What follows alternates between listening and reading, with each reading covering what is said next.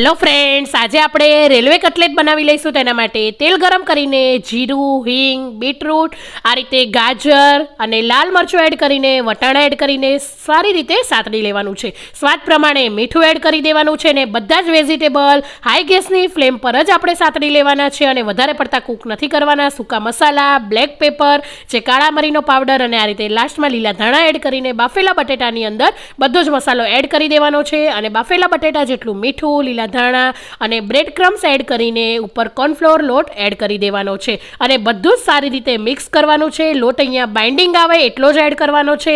તો આ રીતે તમે જોઈ શકો છો એકદમ મિશ્રણ તૈયાર છે. રેલવે કટલેટનો શેપ આપી દેવાનો છે અને મેંદાની સ્લરીની અંદર ડીપ કરીને આપણે બ્રેડ ક્રમ્સ ઉપરથી આ રીતે એડ કરી દેવાના છે અને ગરમા ગરમ તેલની અંદર આપણે બધી જ રેલવે કટલેટને તળી લેવાની છે. તો તમે જોઈ શકો છો આ રીતે તેલ ગરમ થઈ ગયું છે તો કટલેટ આપણી તળાઈ ગઈ છે. તો ગરમા ગરમ રેલવે